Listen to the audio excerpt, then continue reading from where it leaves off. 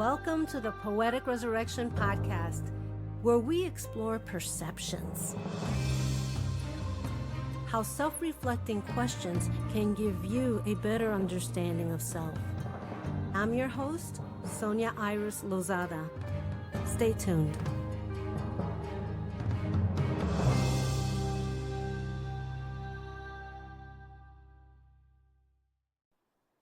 Welcome to another episode of Poetic Resurrection. Today, I'm going to reflect and then read a poem, and then we're going to discuss this. And the poem I'm reading today is called Important to Me from Inspire Me, Awakening Dreams. There are moments in life where we begin to see clearly, not just the world around us, but the weight we've been carrying. That was never ours to hold. The expectations, the projections, the quiet pressure to become who someone else needed us to be. And in that moment of clarity, something sacred happens. We begin to choose ourselves. Important to me. Unfazed by your disappointment, your expectations do not dictate my worth. Refusing to carry your issues, my indifference may seem callous, yet it is self-preservation.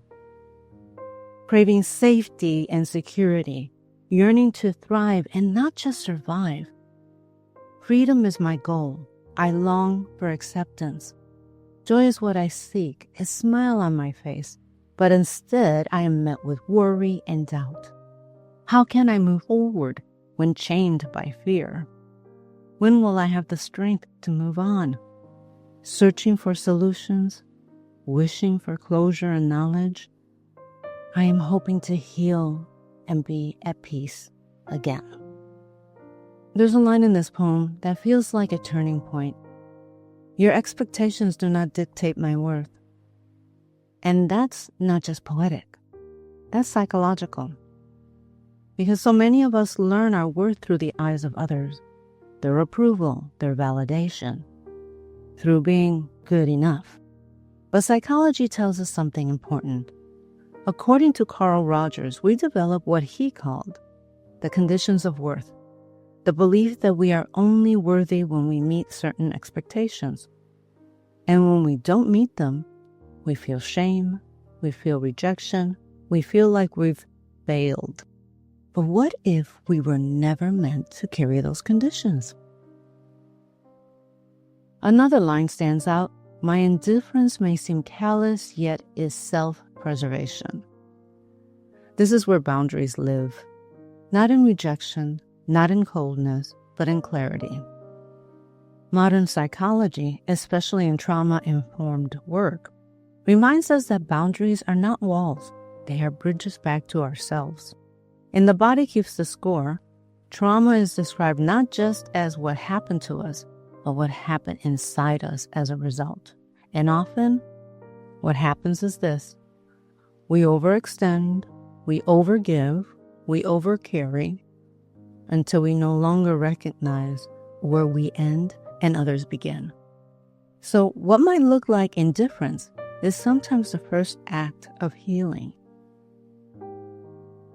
Spiritually, this poem speaks to something deeper, the return to the self. In many spiritual traditions, there is an understanding that we are not here to abandon ourselves for the comfort of others. We are here to remember who we are. The belonging in the poem for safety, for joy, for peace is not weakness, it is alignment. It's the soul saying, this matters, this is important to me, and that matters. You ask, how can I move forward when chained by fear? The question alone is powerful because it acknowledges the truth. Fear doesn't always disappear before we move forward. Sometimes we move forward with it. In Acceptance and Commitment Therapy, developed by Stephen C. Hayes, we learn that the goal is not to eliminate fear, but to move in alignment with our values even when fear is present. So the question becomes, what matters more, the fear or the life waiting on the other side of it? The final lines, I am hoping to heal and be at peace again.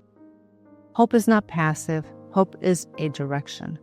It is a quiet decision to believe that healing is possible, even when it hasn't fully arrived.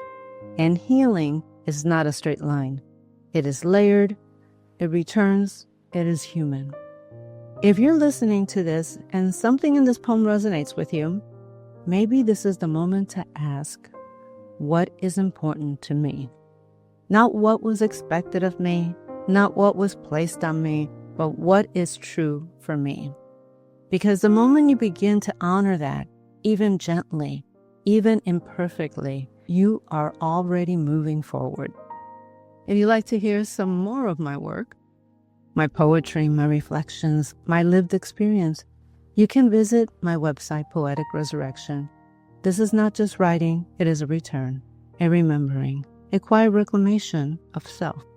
Many blessings. Thank you for listening to the Poetic Resurrection podcast, available on Apple iTunes, Spotify, Amazon Music, and many other podcast platforms.